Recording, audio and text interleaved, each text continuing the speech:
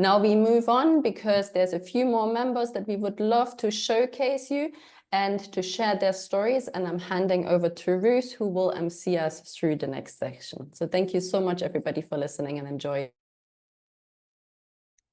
Thank you so much, Anne, and thank you so much, Christoph. And now we headed back to Kenya.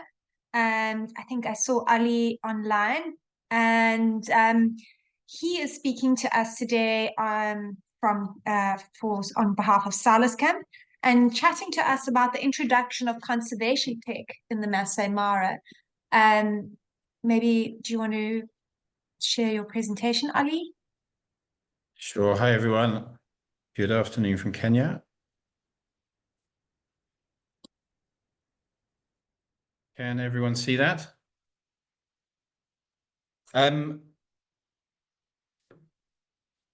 So we're going back to what Bruce was talking about yesterday. We're a camp based in the Masai Mara, and together with our Footprint Trust and the Narok County government, a couple of years ago, we embarked on a journey to introduce Earth Ranger and tech to improve the management of the Masai Mara.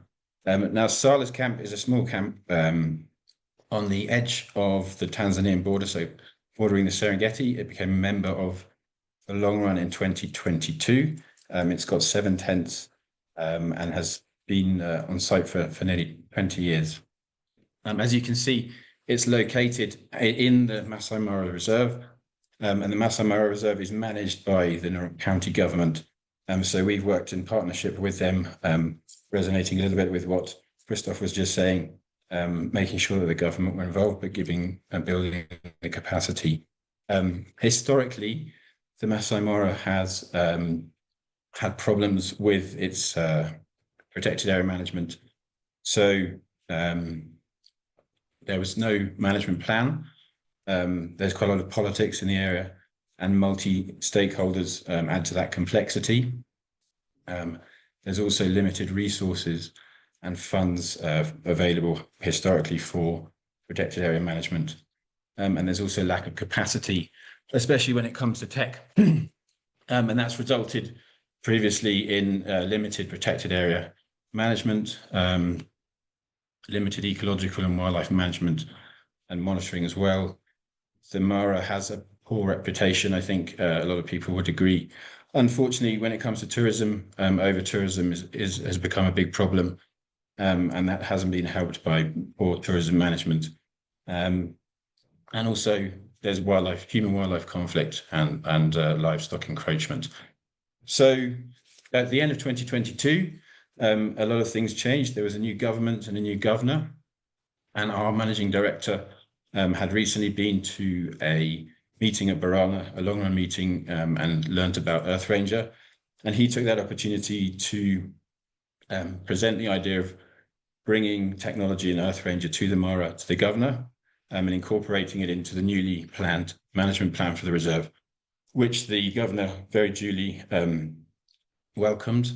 And that's resulted in this 2-year journey, culminating in the construction of this Masai Mara Conservation Centre, which is a technology hub located in Kikarok in the centre of the reserve. And I'm just going to take you through how we've approached the project over the last couple of years using the 4 Cs. So the project has incorporated various elements of conservation technology, so bringing Earth Ranger, as Bruce was talking about yesterday, which is a spatial mapping system, so you can monitor things moving around a landscape. We also created and set up a LoRaWAN network, which is a localized network, which enables sensors as they move around the landscape to basically be monitored and then feed into Earth Ranger. And that's helped enormously with monitoring assets, so rangers and vehicles, and also wildlife. And we focused on rhinos. So there's about 50 to 60 rhinos in the Mara. And over the last couple of years, we've ear-notched, so we've cut with the help of the Kenya Wildlife Service and experts identifying notches into the rhino's ears, which helps the rangers to identify them. And also using the LoRaWAN network, we've put into about 20 plus rhinos is these sensors that then can be monitored using the LoRaWAN network and seen on Earth Ranger through the operation room. And recently, we've also introduced camera trapping, which also can feed into Earth Ranger. Obviously, none of this would be possible without partnerships. So the key players here are the rangers. We've spent a lot of time investing in training them in using the new technologies. There are 8 of them now based at the Conservation Centre, the Technology Hub and the Operations Room, also providing equipment and motivating them by improving their welfare and accommodation. It's also obviously important to make the wider community aware. So at the opening ceremony for the Conservation Centre, over 1,000 local community came to the opening of that, which was opened by the governor. And we've also engaged researchers and tourism stakeholders, making them aware of the benefits that this new technology can bring to them in terms of tourism management and also monitoring of their chosen wildlife subjects. This is the governor of Narok County opening the Conservation Centre last year. None of this would be possible without their commitment and will. And as Christoph was talking about earlier, that transparency and trust is really key. So we've worked closely in bringing in other partners and other experts to help manage the project with the blessing and the capacity building of the county employees. And that's all led to professionalisation through training and also informed decision making. Is much easier when there's restructuring and things are more visible for the rangers to make decisions. So none of this comes for free. As Christoph was talking about, we used our position to attract funding as well as contributing ourselves and then bringing other partners and donations to bring in the tools and resources and training necessary. As I said, the Conservation Centre has played a huge role in changing the way that things are done, and increasingly there's more visibility, and it's easier for rangers to know where rhinos are, to know where tourist vehicles are and their colleagues as they are on patrol. So there's more effective allocation of resources. A big thing we're trying to do to address the problem of over-tourism, and this is somebody fitting a LoRa sensor to a vehicle. So that sensor then talks to the LoRa network and will be able to be seen in the operations room. We're just in the process of deploying 150 of these vehicle sensors into tourism vehicles in the Mara. The plan is for next year to have every single vehicle that's going into the Mara to have a sensor, which then means that they can be monitored and things like overcrowding are much easier to address. There's also plans for zoning of the reserve, which could be easily monitored through this platform. None of this would be possible alone. We have various funding partners and implementation partners that we've worked with over the last couple of years. And it's been a really great exercise in collaboration. I'd like to show a little video, which I think summarizes and highlights what's been achieved over the last couple of years.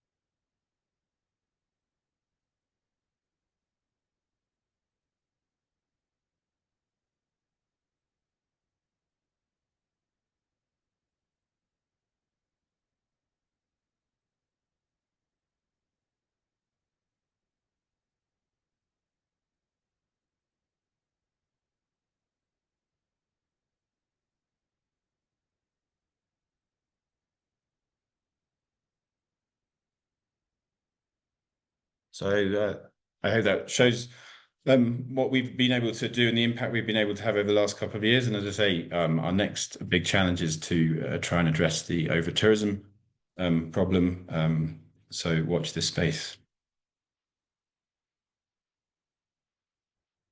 Thank you so much, Ali.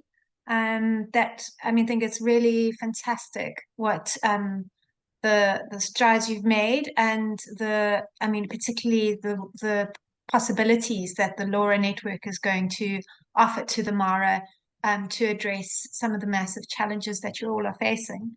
So thank you so much for your presentation. We now head back, still in Kenya. We still stay in Kenya, and we are chatting to Eloise Dyer and Ansama of the Lingishu House.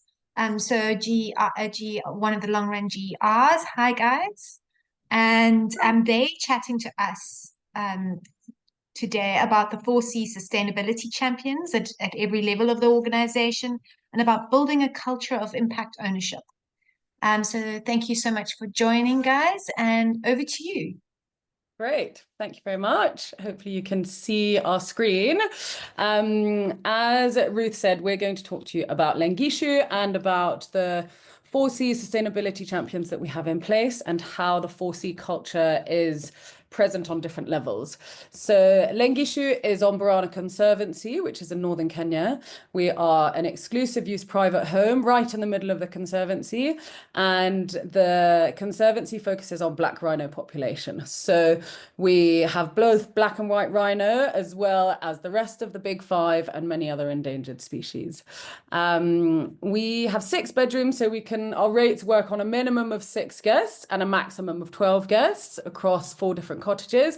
And we opened in 2019. So from the beginning, Lingishu was really sustainability focused, with grey water catchment, a massive solar farm, water's bottled and purified on site, a big recycling program, a deep farm to fork ethos, and an impact on the wider landscape.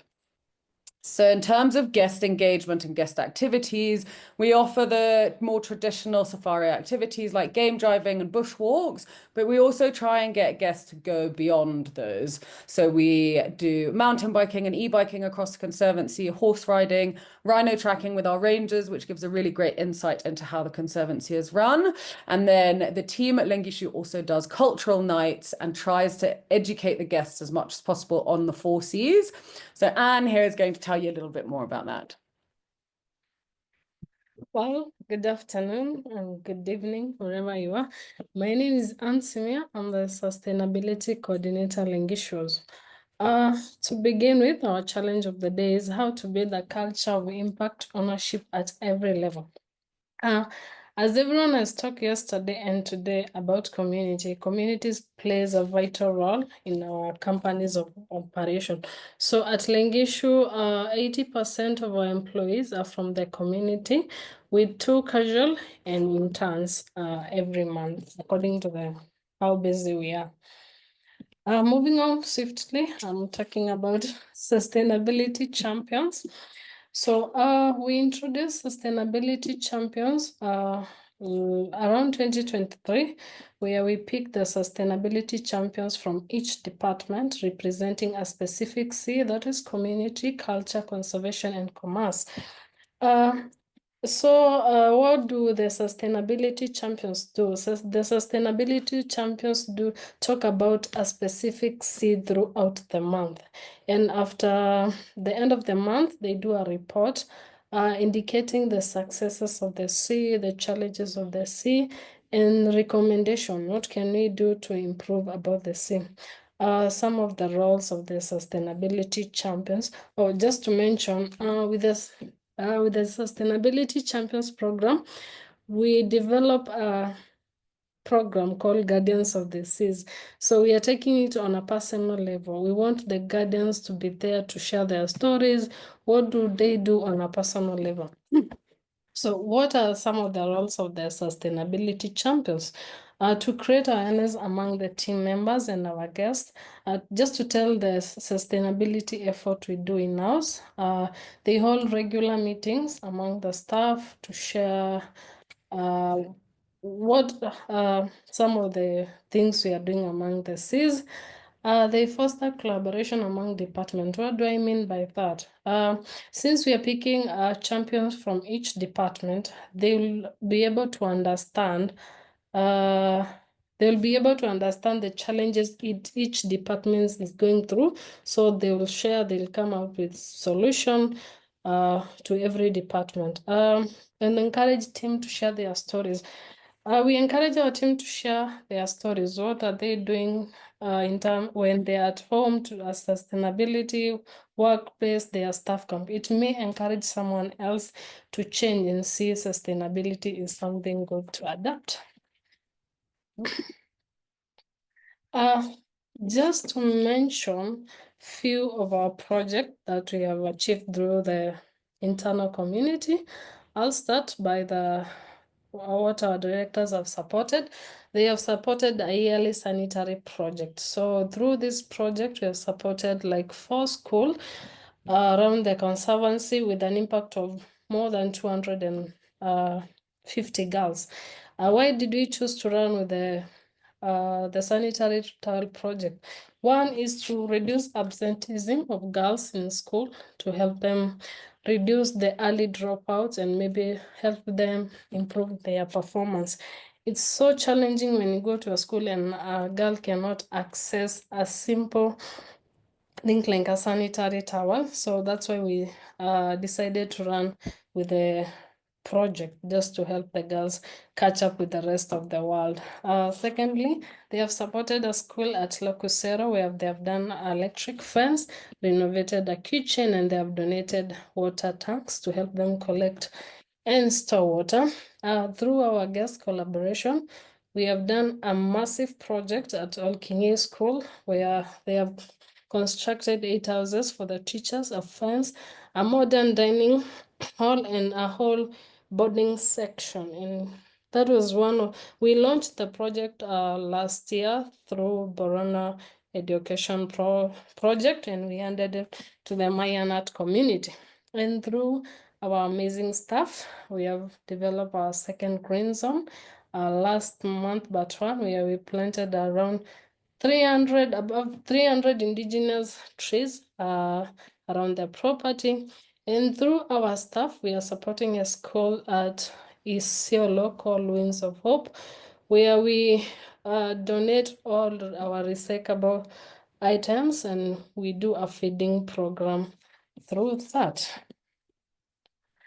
And what are some of the outcomes of using the sustainability champions? One, the team is more engaged with our in-house project. Like if you want, you can pop in Lengishu and pick our stuff and they can comfortably do back of the house to us, tell you about our sustainability efforts, since they all have the understanding of what sustainability entails. Secondly, as I said, we started creating guardians to take this sustainability to a personal level. So through our champions, they have really impacted on that. They laid on project. So like now I've talked about our green zone. It's our sustainability champions that came up with that project of tree planting. So they lead as leaders of project. One, it has really helped us with our carbon footprints. We have really reduced in terms of fuel cost, water usage, electricity. So since now everyone is now coming on board and trying to be a sustainable champions. That is from us as a wind up. I just want to say thank you for everyone who tuned in today, and thank you to the Long Run team for always bringing the global community together. Someone said individually we are a drop, but together we are an ocean. Thank you so much. Over to you, Ruth, unless you have a question. No, that's fantastic, and it's so great to hear and see organizations really embedding that culture, that company culture of impact, and giving agency to everyone in the organization to actually drive it. It's so nice to see that the initiatives, as you say, also come from the staff for what is important to them. Okay, great. I'm now heading over back to South Africa. Thank you, guys. Heading back to South Africa to Tswalu, Kalahari, where we had our annual meeting last year and a GR member. And Lily Upton is going to be presenting to us today on some of the community work that Tswalu has created and is embarked on and undertaken. So over to you, Lily. Thank you. Thank you, Ruth, for your introduction. I am the Acting Sustainability Manager. I've been with Tswalu for almost a year now. So I just want to share some of our community impact with you. Tswalu has been an active member of the Long Run since 2019, and we have steadily advanced our sustainability journey through consistent incremental efforts aligned with our long-term environmental and social goals. We were proud to be awarded Global Ecosphere Retreat status in 2024 during the Long Run's annual general meeting, which was hosted at Tswalu. Established 30 years ago, Tswalu spans 118,000 hectares of semi-arid green Kalahari. At its core, Tswalu is a conservation initiative providing a habitat for numerous species of birds, mammals, and insects. The beauty of Tswalu is encapsulated by the wide expanse of grass, thorn trees, and mountains. So these are some of the very special species that we share our reserve with. So we have all of the big five except for elephants. And so these are some of my favorites living on Tswalu. Tswalu is located in South Africa's Northern Cape province. We are surrounded by manganese mines, which include towns like Hotazel and Blackrock. The encroachment of mining operations remains our biggest threat. Kuruman is about 2 hours away by road and is the center of most of our purchases. Uppington can be reached in 2 to 4 hours, depending on the route taken. So if you have a look at the map, you'll see where Tswalu is located. Then you'll see where we are in terms of the Northern Cape. And if you look at the top right-hand block, right-hand block, you'll see where we are in terms of the surrounding location. Van Zelfsluis is the closest town to us, which is approximately 60 kilometers away. We have a reasonably good understanding of the community needs. We commissioned a socioeconomic impact study in 2021, ran a community survey with 100 individuals in 2022, and another community survey in 2024. The following was highlighted. Van Zelfsluis has a very high unemployment rate. Very few people complete the matric. Most people surveyed are earning below minimum wage. Childhood hunger, gender-based violence, and addiction was raised as some of the biggest concerns. Tswalu's tourism component attracts approximately 7,000 visitors a year. However, to maintain the 118,000 hectares of wilderness wildlife and to ensure the safety and security of everyone living on Tswalu, we employ about 300 people, with about 340 people living on site. Because of our remote location and the size of our workforce, we have decided to focus on our internal community, but we have projects that benefit the surrounding external community. Our aim is to employ local wherever possible, but there are certain skills that we are not able to source locally. About 60% of our staff are from the Northern Cape region and 40% from the other provinces in South Africa. The hospitality staff are about half of the staff component. The remainder of the teams consist of administration, wildlife security, maintenance, sustainability, human resources, which also includes the school and clinic. About 60% of employees are men and the remaining 40% women. Most of our staff reside in the Witbach village, where homes are equipped with solar panels and battery systems. In 2024, these off-grid systems produced just under 400 kilowatt hours of electricity, supplying power to approximately 160 housing units. The waste management team assists by removing rubbish and is responsible for recycling as many materials as possible. The waste management team also services Witbach and the tourism camps, ensuring waste removal across the reserve. During our 2024 GER audit, it was highlighted that we were neglecting our researchers, which form a unique community within Tswalu. Last year, 15 research projects were funded through the Oppenheimer Research working with 10 academic institutions. Dedeben is an on-site facility that houses visiting researchers. Because pangolins are a hot topic at the moment, I've included the pangolin slide. Swale has been conducting ongoing pangolin research. One of our researchers looked at the height of electrified fencing, which was causing pangolin mortalities.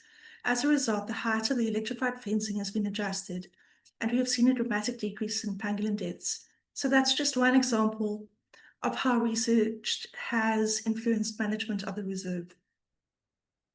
Looking at our internal community, we've worked hard at providing education and skills development within Swale. Shamika is an on-site preschool that was established in 2002 for the children living on Swale. The school uses Montessori principles for children aged 3 to 6. The school also offers ABIT courses to adult learners. Wildlife and security teams utilize this program to improve their English and computer skills. Swale also offers internships to conservation, culinary, and hospitality students who complete their practical in addition to this. Swale spent about 500,000 Rand upskilling employees, reaching 250 beneficiaries. The hospitality team had an outreach to Van Zelstres at the beginning of the year to recruit staff for the camps. The team ended up with over 60 CVs of matriculants who were looking for work. To encourage staff well-being, Swale converted an old shed into a recreation centre, which is open 24 hours a day. The recent addition of a table tennis table and pool table have attracted daily visitors to the centre. A small gym is available to staff and has about 90 members.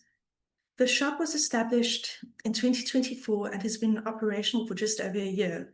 The shop stocks basic groceries, fresh produce, and snacks. Access to fresh produce remains our biggest challenge. The Swale Clinic was established in 1999 and provides primary health care to the Swale staff and surrounding community. The sisters have treated 6,000 patients in 2024.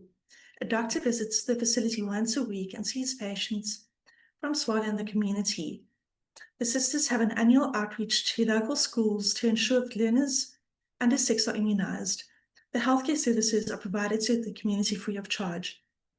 In addition to this, staff are able to access Oli Health, an online mental health app with access to online counselling. A counsellor visits Swale once a month for a week at a time to assist staff with mental health challenges. Our external community project is the Masangwani Creche, which we have supported since 2024. The school provides a safe space for children from Van Zelstres, providing a daily nutritious meal. We make a monthly donation to the school of food and tools of the trade like gas, and this amounts to 8,000 to 10,000 Rand a month. The school had 70 learners at the beginning of the year, but as winter sets in, the numbers start to drop off. The parents struggle to pay the 50 Rand school fee a month, and the creche receives limited funding from the Department of Education. At the end of last year and beginning of this year, we helped with some maintenance around the school, and in addition to this, we set up a shared house to help the teachers and grow vegetables with the help of EPWP workers. We've worked hard at developing a local network to source artisanal products. 32% of Swale's purchases are local and regional. This includes cheese from a cheesemaker, local honey from a beekeeper, and meat from a butcher located in Uppington. As an example of a small business supported, all shoes issued to the front of house and admin staff come from the Kalahari Valleys, a shoe company based in Durban. The story that is shared quite often is that the shoe store was on the verge of closing until Swale started purchasing their shoes. And thank you for the opportunity for sharing our story, and thank you to the Long Run. And that is the end of my presentation. Thank you so much, Lil. And it's so exciting to see having so many of us been on site to be reminded of some of the incredible work that Swale is doing. It's amazing how the difference that the employment at Swale is making in such a vast unemployment situation in the local community. We're now heading back. Thank you so much, Lil. We're now heading back over to Eloise in Kenya. who is going to now be speaking to us about Borana, and more specifically about the living landscapes, thriving communities, and the Borana approach to these. Louise? I can't seem to start my video. It says it's disabled. There we go. Cool. That's probably, there you go. Perfect, thank you. I'll just start sharing my screen. Oops. Cool. So, hi everybody again. I'm now going to give you a little bit more information about Borana Conservancy and also Borana Lodge, which is another one of the properties on Borana. So Borana Lodge is right at the heart of the Conservancy. We have been a member of the long run since 2015 and we became a GR in 2020. So we had our kind of renewal audit last year and I can confirm we're still a GR. So we're very happy about that.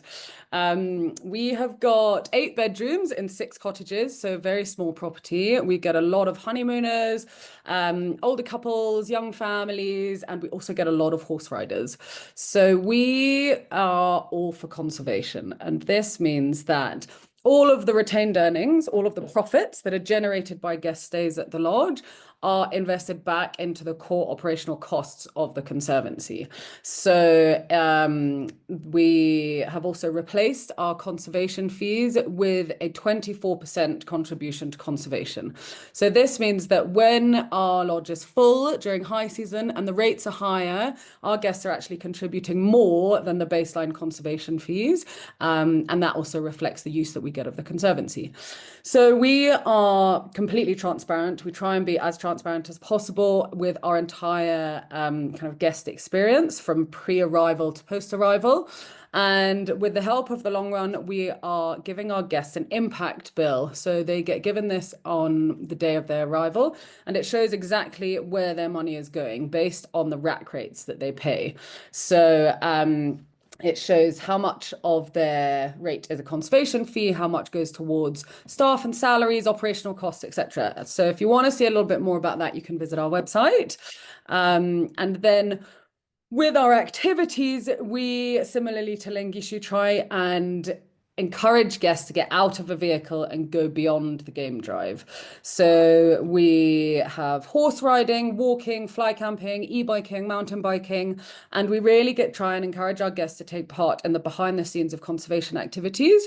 So one of those activities is rhino tracking, and the way that that works is our rangers head out every morning and they have to see and identify every rhino on the Conservancy because they don't have trackers in their horns. So guests join the rangers, they get taught how to tell the difference between a black and a white rhino, how to identify each individual with the ear notches that Ollie mentioned down in the Mara that they were doing, and they get taught how to approach rhinos safely, and then they take a tour of our operations center and they see how all of that information is processed. And it really is a kind of authentic experience. It's something that our rangers are doing every day, regardless of the guests joining them. So it gives a real behind the scenes view into how the Conservancy is run. So in terms of the Conservancy, Borana is committed to sustainable conservation, regeneration of rangelands and wildlife, and also building local livelihoods. We really try and make sure that we are moving forwards as a community and as a wider landscape rather than just as a Conservancy. So as I mentioned before, we are on the slopes of Mount Kenya and we have an arid landscape to the north of us and indigenous forest to the south of us. And we are connected to the Mount Kenya National Park. So we do act as an elephant corridor as well. And between us and Lewa, which is our neighbour to the east, we dropped our fences in 2014, and we are now one of the largest continuous rhino habitats in East Africa, and we're home to over 250 black and white rhino. So one of our programs that we're very proud of is the Mazingira Yetu program. So this was launched in 2022 as an expansion of the Borana education program. And the Mazingira Yetu program was designed to try and encourage local groups, local school children, and the Borana staff to kind of understand conservation and land regeneration and sustainable farming practices a little bit more. So Mazingira Yetu actually means our environment in Swahili, and it is it kind of creates an environment where people can learn more about sustainability and about this ecosystem. So we also used the location with kind of in collaboration with other partner organizations and community groups and have kind of larger meetings there as well. So one of the main things at Mazingira are our education days. So the education days were created in conjunction with Save the Rhino, and it focuses on education about this ecosystem and our conservation efforts. So last year we had 40 class visits for grades 5 and 6, which is kids from the age of 10 to 12, which impacted around 706 students. And part of their day visits to the Mazingira Center, they also go on game drives on the Mazingira Express, which is this bus that you can see in the back of the photograph. And on the game drives, they stop and have a look at different parts of the ecosystem. They have a little checklist that they can see different wildlife, and they have a guide or a ranger who kind of explains a little bit more about Borana and about the wildlife and the different species. So we also do adult field trips and adult game drives, and most of our beading women's groups meet at the Mazingira Center regularly. And we also have training days, which last year included snake awareness, woodworking, beekeeping, and advanced first aid. So I'm now going to move on to another one of our community projects, which actually happens beyond the boundaries of Borana Conservancy. And this is a land regeneration project in a community conservancy called Mayanat. So in 2023, a demonstration site, we started work on a demonstration site on Mayanat Community Conservancy, which is about 180 acres.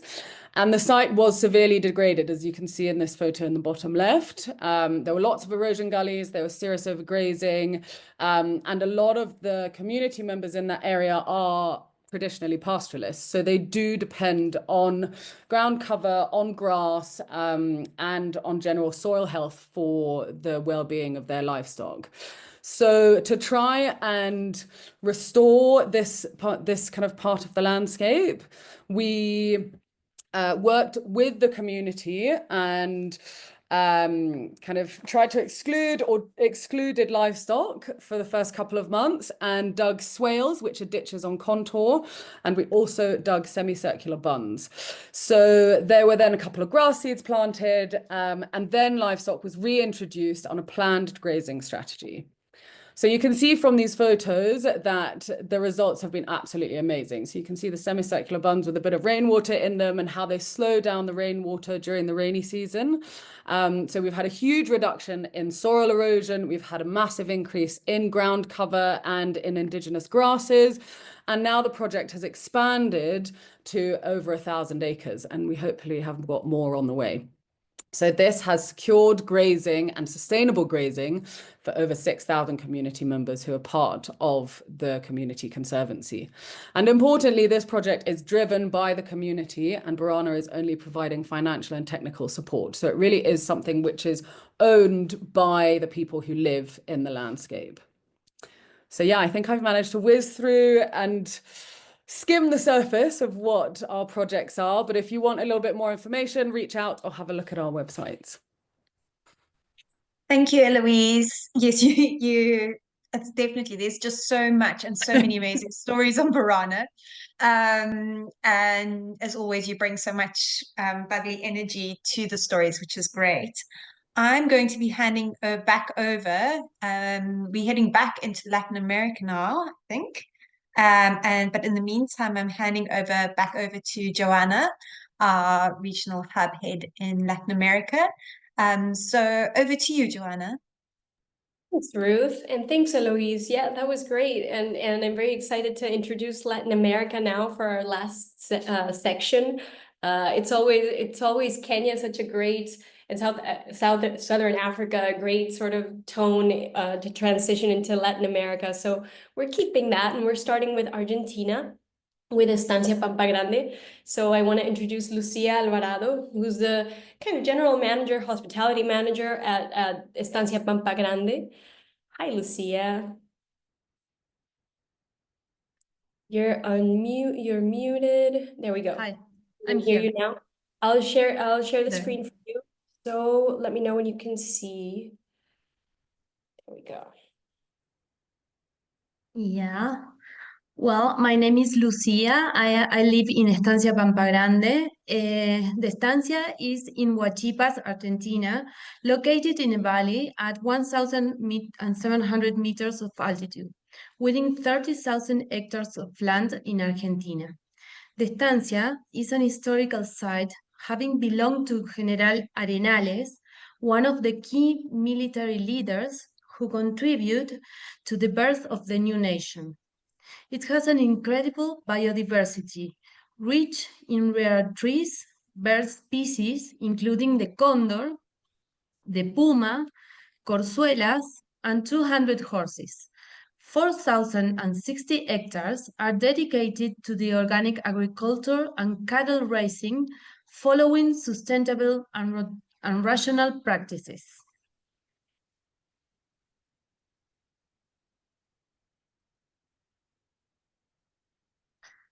We live in a tiny village. We are 150 people. As the location is quite remote, the prosperity and well-being of each one of us is linked to the estancia operation. The traditional gaucho culture is in danger of disappear as more and more people leave the countryside to search for employment opportunities in other places, in urban places.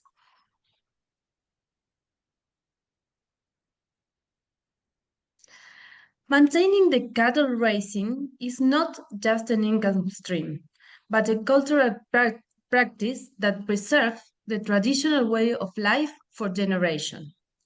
To protect and enhance biodiversity, we implement rational and organic land use system using certifications such as Institute Ovis 21.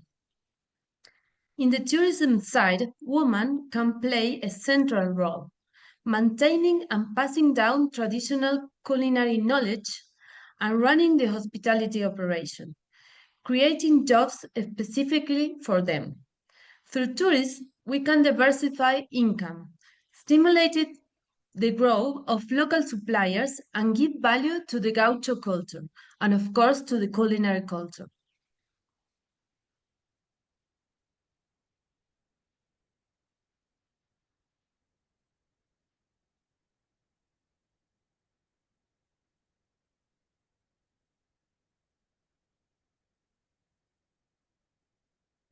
Today, we receive about 100 guests per year, hoping to grow in the coming years.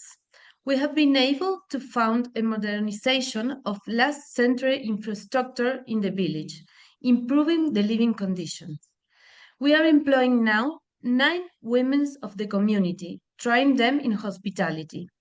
But let me say that we have employed a lot of more women, like 5 or 6 more, because all the operation needs support.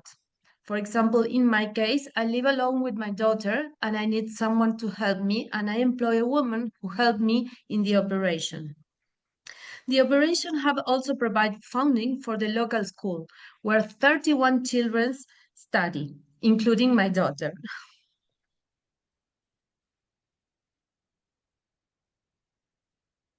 I invite you all to come visit us. You are going to experience an historical estancia with an authentic gaucho culture. People is really natural here.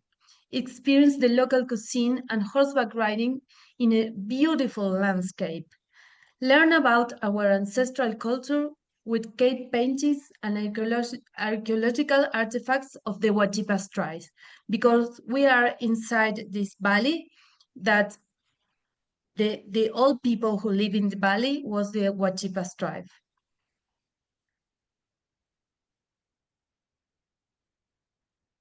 So thank you so much for this opportunity. Thank you, Lucia. Thank you so much. I know how incredibly passionate you are about the gaucho culture. And by the way, she's an incredible horseback rider. So she is your most amazing guide, along with her gauchos, to take you around. I've had that privilege, so I hope that you guys really do visit. I'm going to put her website in there, so you guys can click on it and explore a little bit more about Estancia Pampa Grande. Thank you, Lucia. Thank you very much. Thank you. Up next, we are still in Argentina and Chile with one of our travel partners that we're going with Globe Travel. So I'm inviting Rita Achaval, who's the Triple Impact Coordinator at Globe Travel, to speak about one of their amazing projects with the community. Go ahead. Hi, Joanna. Thank you very much. I'm Riti, and hello, everyone. I'm from Globe Travel at DMC from Argentina, Chile, Uruguay, and Antarctica. I'm here today to tell you a story, not of luxury trips or majestic landscapes, but of something deeper, our purpose. It all started with a team conversation. We were reflecting on how to deepen, how to get a step forward on our community impact. And many of us agree, and as I heard in other participations, I think all the teams here agree, real change and long-lasting impact begins with dignified and meaningful work and equal access to education, right? At GLAD, we believe in the power of choosing consciously. That's why whenever it is possible, we prioritize hiring local entrepreneurs, like people who truly know the land, the stories, and those hidden details that make each place unique. We promote the services, offer visibility, and give them the chance to grow through tourism. A great example of it is our beloved extraordinary Atacama. As you can see in this photo, it's a glamping experience that is entirely operated by local hosts. Like, instead of bringing an external team, we choose to work with those people who think that call the desert home, amplifying their voices, creating a real income opportunity, and building experiences that feel rooted and real. As we talked before, and I heard, like, we realized that if we want this long-term change, is indeed that we support children's education, right? So they can have the chance and the tools to choose their own path in life without having it limited by this lack of opportunity. So that's when the idea came up. What if we sponsor a school? We found it like real, full of potential, and we found it. Once there, we talked with the community. They wait for us with big arms, and it was very nice to go there. But while talking with them, they told us about their most urgent need: access to clean and drinkable water. Here in this short video, you can see some of the kids of the school going to a stream to look for water, but this one isn't drinkable or clean. They had to boil it afterwards. Oh, I think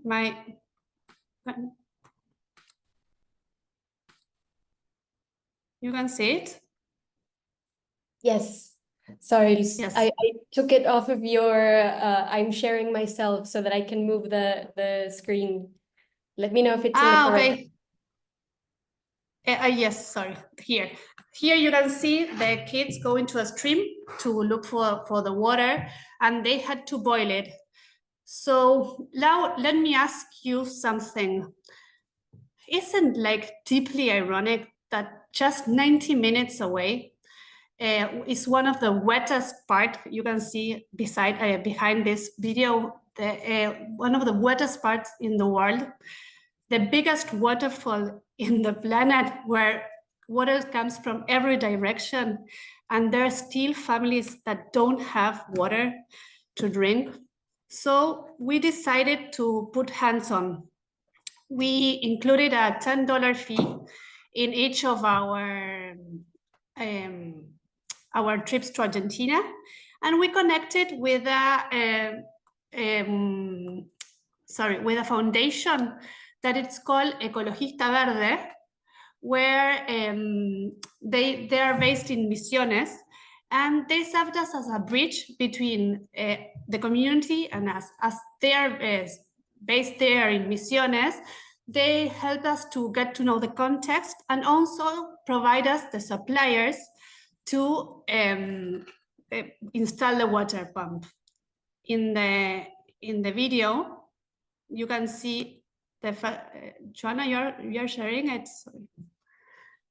You can see the first time the tap water was open.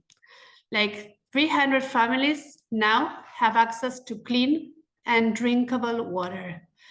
Something as simple as this has changed hundreds of lives. Yet many of us never think about it, right? Because we never gone without it. So this was very important, and you can see the face of the cacique in this in this video that is very, very happy.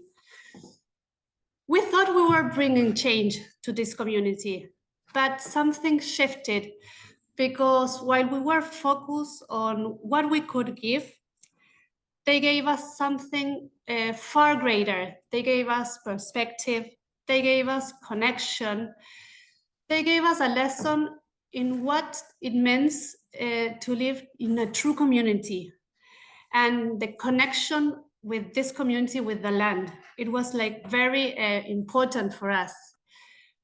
This reminds us how tourism isn't just about where you go, right? It's about who you choose to stand with. And I think that at GLAB Travel, we believe in triple impact: environmental, social, and cultural.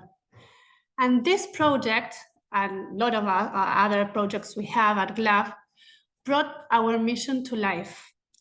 Because in the heart of paradise, we encountered one of its deepest injustice. And we didn't look away, we acted. And in doing so, we discovered that sometimes the most powerful journey don't begin with a ticket. It begins with empathy. So thank you very much for listening, and hope this story inspires you a lot, as it did to us. Thank you so much. Wait, let me start my video. I'm a little lost in the controls. I commandeered you a little bit. I'm sorry about that. To be able to share your presentation. And up next, you guys, we're actually going to Brazil. I'm very, very excited about this one, because actually it's none other than our host of the AGM for this year. So I'm super, super excited to bring in Raquel, who's the executive director of Ibici. Raquel, take it away. Tell us a little bit about Ibici.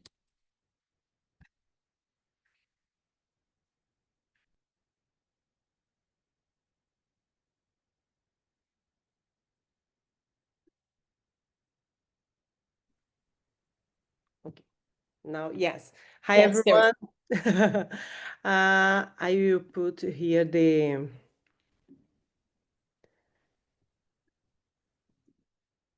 can see? Yes. Yes. Well, my name is Raquel Pazos, and 18 years ago, I was invited by Renato, a visionary with a dream of a better future, to join in this incredible journey. He invited me to think solutions to change the way of the planet and the local communities, to change lives. But I'm not alone. I represent more than 300 people that work so hard to change the world, and we make this dream a reality. And today, I want you imagine a small village where you feel the connection between people and nature. This is the place I want to talk to you about today. This is a special place that I call my home. I am here to tell the story of Mogol, that almost disappeared but got a second chance after the beach project embraced it. This is the Mogol. It's a small community in the countryside of Brazil, in Minas Gerais, inside the beach project. And the beach is a social and environmental project that think about humanity and their house, the planet. It's the green area around the Beach Poca State Park, this area. And and now we have more than 6,000 hectares. In this area, 96% is dedicated for rewilding. You can see 3 examples of Atlantic forest animals that we have a preservation project with. Muriqui, the biggest monkey in the Americas. The second, protapir and puma. But we have many other projects with the animals, with the biodiversity.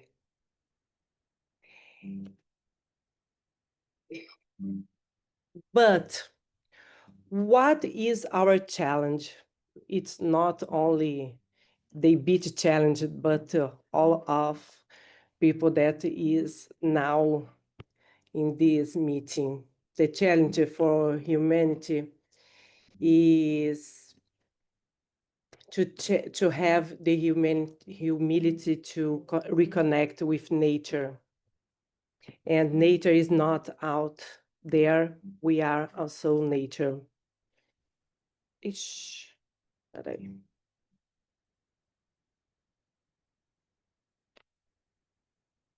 Yeah. And think about it and seeing the reality of community that was disappearing very close to us. In 2016, we decided to work in one of the most inspiring places in our project, the village of Mogol. Now, an example of regenerative village. The challenges they faced before the beach is what you can see in this picture. Deforestation, loss of biodiversity, and a community that didn't find work. And what did we do? We implemented the regenerative tourism, where 95% of the employees are local, and we use local products, use the minimalism concept, and much more.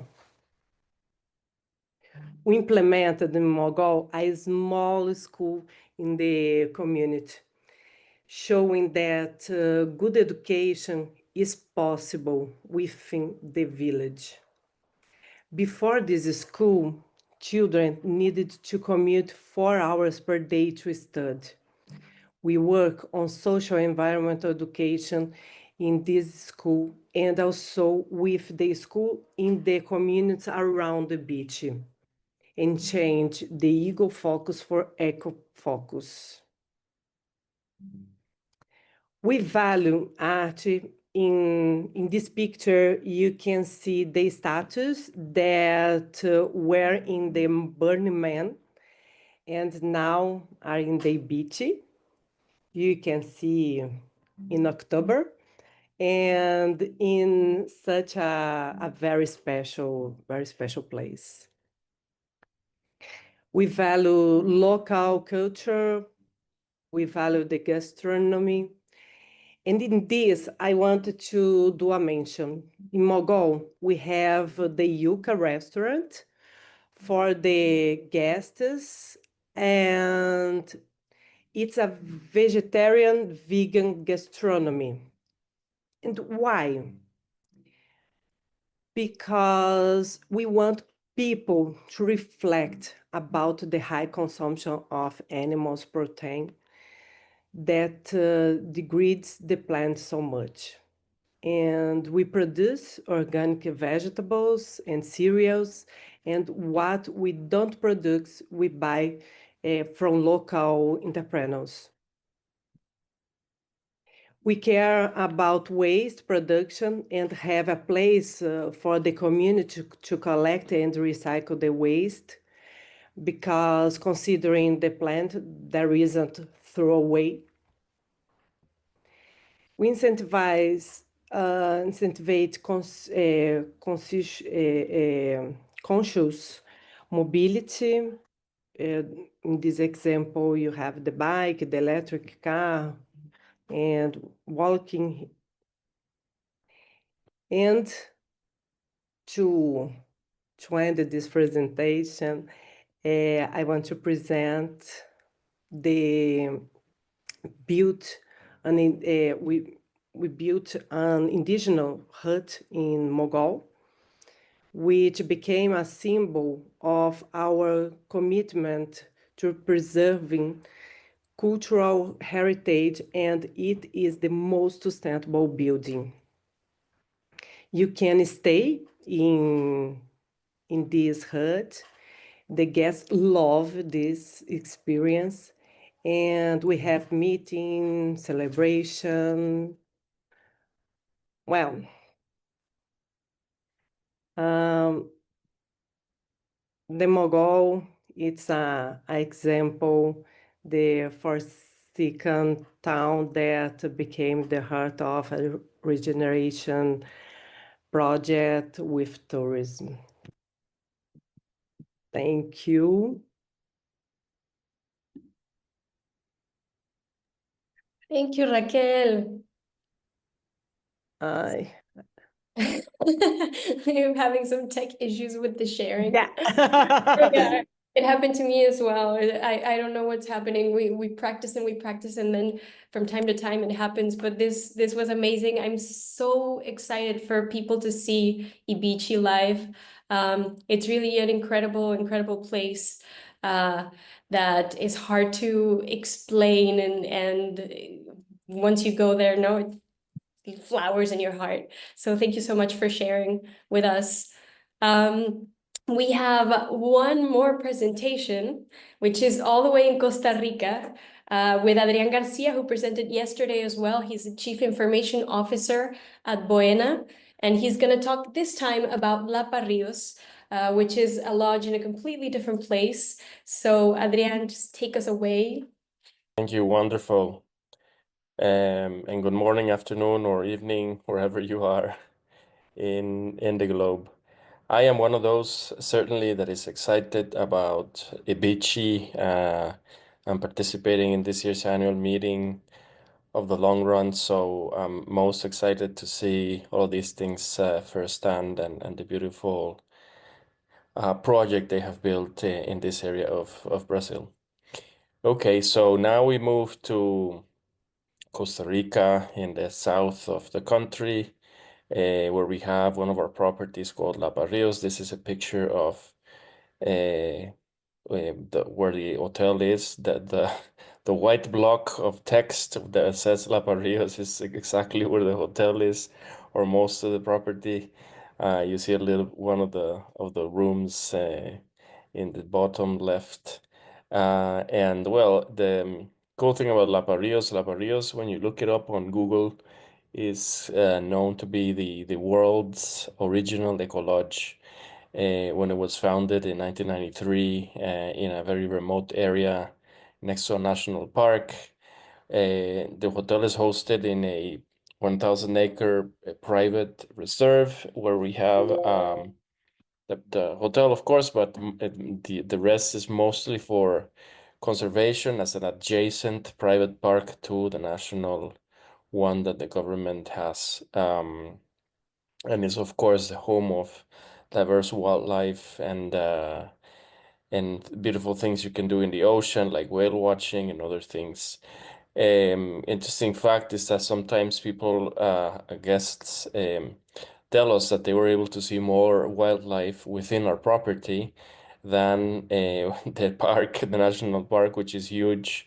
And so they got it all inside the same little home that we have built there, a 17-room hotel, where we also have a bunch of projects going on with the community and conservation. Let's move forward so that I can give a bit of a geographic context to the next slide, please. So where is this as you see, I've seen projects all around the world. Let me just give you a bit of a geographic context. So Costa Rica is in the middle of the Americas, right in the middle. Cool fact is that Costa Rica and Panama and that isthmus between the two land masses, South and North America, is supposedly, according to geologists, the last big part of what we know about the world today that emerged from the earth, basically from a bunch of volcanoes exploding around and filling it up in lava. So Costa Rica and Panama is the last land that emerged in the world and connected the two big land masses, which created a beautiful explosion of combination of wildlife of the two land masses that connected, and that's why there is one of the reasons why there's a lot of biodiversity in this whole area. If you see the bottom picture on the right, that's the Oso Peninsula, where La Barrios is at, is the south part of Costa Rica, connecting with Panama. And this particular little peninsula that we're going to focus on in the next map hosts unbelievably 2.5 of the world's biodiversity in that little part of Costa Rica. 700 tree species, 400 bird species, and other mammals like the jaguar and others that are critical for global ecosystems. This part is also important for carbon sink and climate regulation, and it's the home of as I said, the Cucurao National Park, which is a global standard of conservation and sustainable tourism driven by the community, where we protect most of these species that I mentioned. Next slide is a map. This is a government map where this is where you see the combination and the coexistence of various types of conservation that appear or happen there. The blue part is the official national park. The green part, sorry, is a combination of various private reserves, including our own. And our hotel is in the very tip of the peninsula, close to where it says V48, and that little yellow path. That's the very tip of the peninsula. Thank you for showing it on the map. That's where La Barrios is. So as you see, this is a combination of various types of parks and conservation efforts that we try to combine in various forms with the community, with other organizations, other nonprofits, with the government, to make sure that this very much a gem of the world's biodiversity continues to be preserved. So next, today I want to talk to you about a really cool angle related to conservation, which is what we do with our staff and guests and the team that works at our company. And this is related to citizen science. So one of the cool things about being there is that you see a lot of animals, you see a lot of birds, trees, and insects, and a bunch of different species. There are today scientists and citizens, regular citizens, that utilize applications such as eBird and other websites such as Wild Labs. There's others, but I'm going to focus on eBird because it's one of the most popular ones. This app is an application that you have on your phone, but it's really fun. It's relatively easy to use. so that, again, scientists, enthusiasts, bird watchers, our staff, our guests, they can enter into the app the different things, different species they see while they are staying with us or while they're just touring around, right? The challenge that we have at the property, and an ongoing challenge that we have, is that there is limited technical expertise. You know that downloading an app is already a little bit boring. I don't really like downloading new apps, only if it's really if it's really worth the time. But even if you download the app, there's some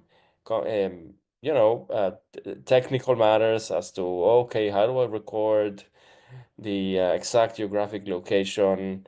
How do I enter the exact bird, even if I know what the exact bird is, right? So we identified that there was limited technical expertise in how to maneuver with this application.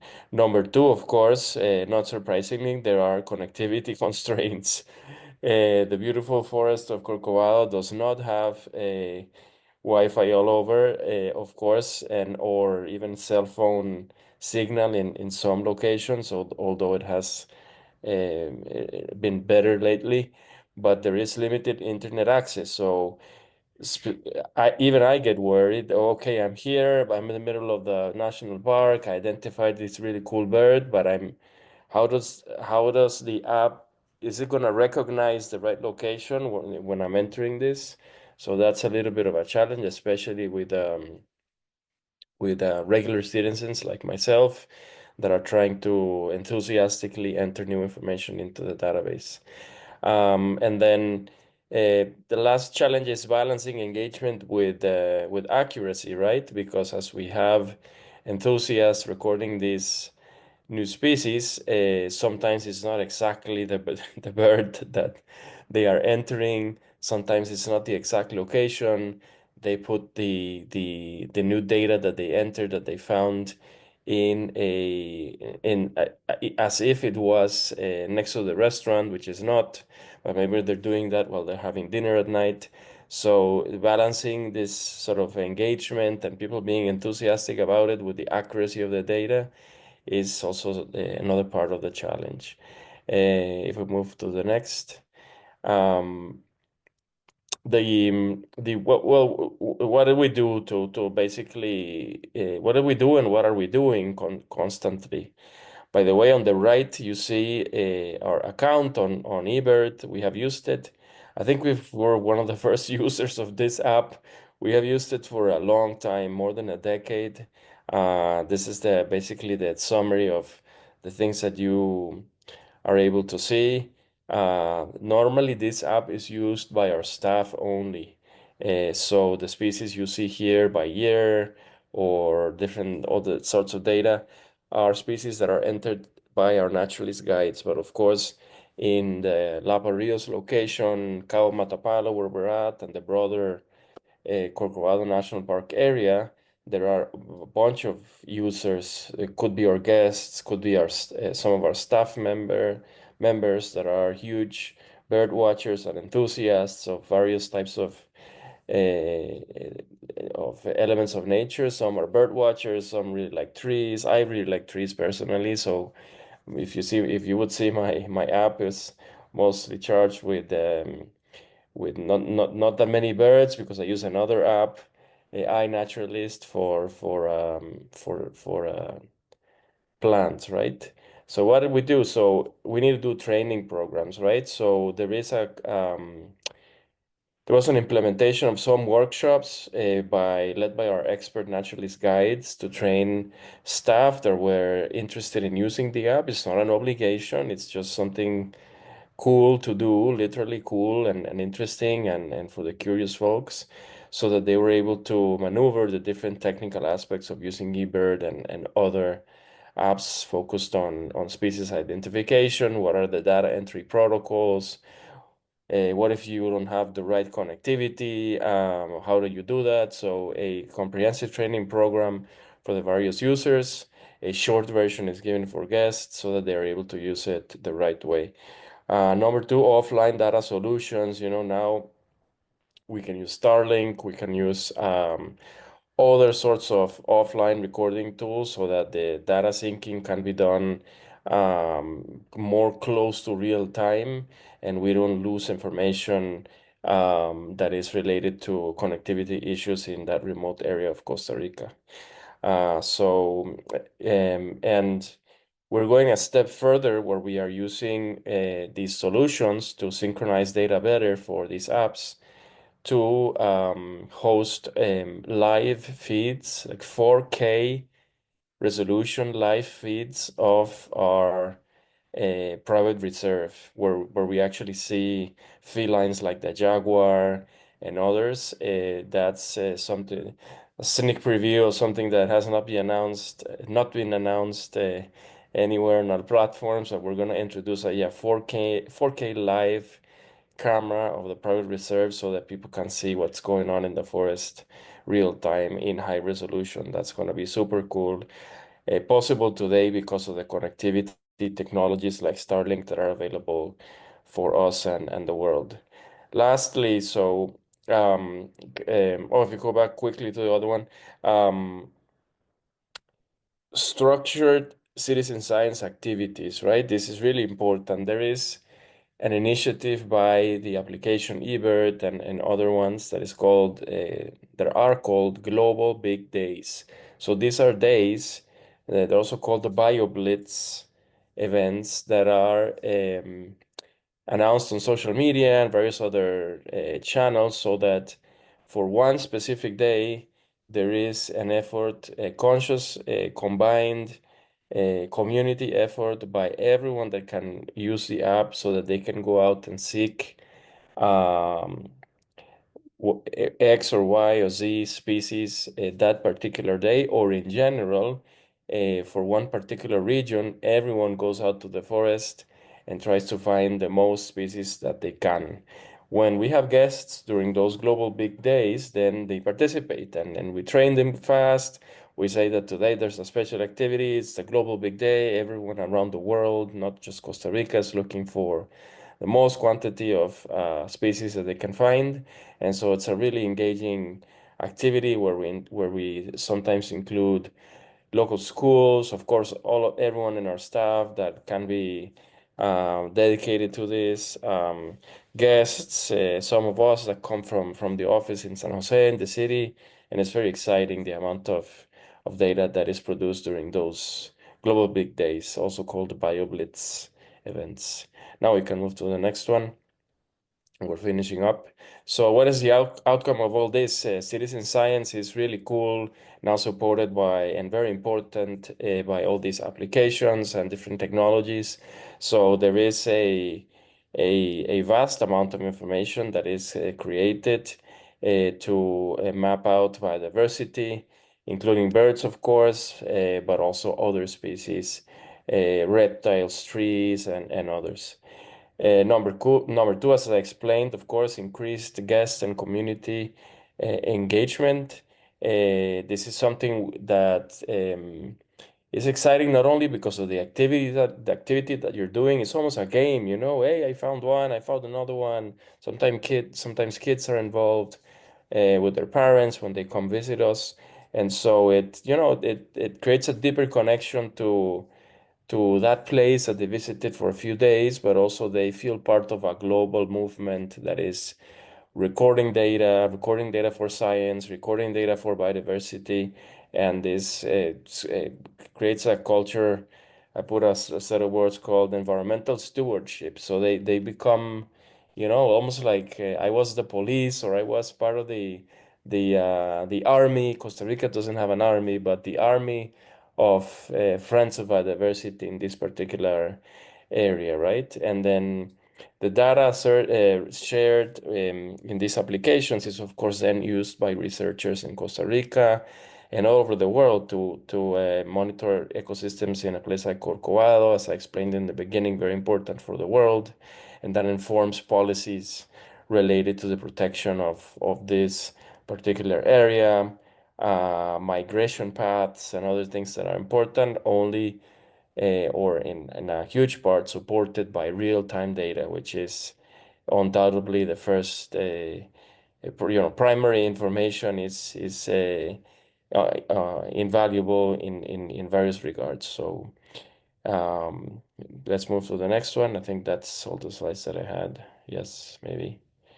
Yeah, so this is a short story on citizen science and what we can do in a little corner of Costa Rica, which is very important, you know. Sometimes I do the math, you know, 2.5 of the world's biodiversity in this little part of Costa Rica is bigger than what entire European countries have. Sometimes we have more bird species than entire parts of other continents. So it's really, you know, important to take care of this garden of us that we have been assigned as stewards. It's not ours, you know. The cool thing to think about nature is this: we don't own it. It's not our legal property. It's basically Costa Rican citizens and visitors to Costa Rica are the stewards of this. Where lastly, like I mentioned in my presentation yesterday, this creates an opportunity to create collaboration with other members of the long run that are doing or are interested in doing citizen science projects, because maybe they know better apps than the one that we have. We can compare data, we can do competitions, and other things that are really cool related to sharing information. Yesterday, a member from Australia was asking me, hey, what software do you use to recognize jaguars in hours and gigabytes, terabytes of information of videos? I'm not gonna sit down and review weeks of videos. So yeah, there is software that we use so that we can recognize only the parts where the animals appear. Things like that. Collaboration's only possible within the long run network that we're excited to be part of and join hopefully a lot of us for the annual meeting. Okay, that's it, Joe. Thank you so much, Adrian. On the one hand, it's incredibly interesting, and it's so true. I had the pleasure of going to La Barrios, and if you just effortlessly sit down for 10 minutes, you will see 4 different types of monkeys and 10 different types of birds in one sitting. It's really incredible how biodiversity is. So the possibilities are really endless, and I love it that you always finish with the sharing possibilities at the long run, because that's exactly it. We just had casually team member from Sinaldo Valley passing through Nepal, and she ended up going to Tiger Mountain Pokhara Lodge to talk to the team. And then Sinal visited Ibichi, and there are constantly so many possibilities of sharing. So thank you for finishing on that note as well. And thank you everybody who was here from beginning to end and who listened to all these stories. I wanted to hand into Rosie to sort of close us off officially the 2025 Virtual Impact Show, but then I thought it would be nice also to have everybody else in the team just open the videos just to say a goodbye, since you were all there helping out, preparing members and everything, just to send us off. Cameras on, team. No pressure. Thanks, Joe. Yeah, so on behalf of our team, thank you for joining us this year. We have such an incredibly diverse community, and it is just a true privilege to give all of you a platform to amplify some of the lesser known stories that sit behind these gorgeous itineraries and these gorgeous stays that your guests experience. A huge shout out to every one of our presenters. For many of them, English is not their first language. And as you probably picked up with Kate from Tahi, we span about 20 out of 24 hours worth of time zones. So to show up and share their stories on this platform is quite astounding, and it really highlights how special and committed this community is. I think I'd be amiss not to give a shout out to our team, to all those gorgeous faces on your screen. The efforts behind the scenes that take place are massive. And we have to give a very special mention to our head cat herder, MC, and even our presenter and show coordinator for 2025, Joe. Thank you so much for pulling this together. It's been a big labor of love, and I'm sure everyone has appreciated the great outcome that was the last 2 days. So, as you would have all learned over these last 2 days, these tourism businesses are in place to finance some of the world's most interesting conservation projects. It's conservation first, funded by tourism, and they really prove the fact that tourism can be a true force for good. We hope you've enjoyed getting to know the teams on the ground and that you will consider our community when you next travel or write about or even work on your own sustainable impact programs. We all embody a spirit of knowledge sharing, and this is an open invitation to every single person who's participated in the show to really engage with us and ask for help or ask those deeper questions that you weren't able to pop in the chat. You will find that you are engaging a really, really special corner of the tourism industry by seeking help from a long run member. We are much, much stronger together. It's a good cliche for a reason. And the long run is just a part of a bigger movement and an ecosystem of wonderful organizations and individuals doing their best to shift the needle for our people and the planet. So on that note, please read our impact report. It'll hit your inboxes tomorrow morning. And until the next impact show, we're not going to tell you when it'll be. We've got to figure that out together. But there will be another one, and it will be bigger and better and even more impactful. So on that note, take care and stay tuned on all our other channels. Bye, everyone. Thank you.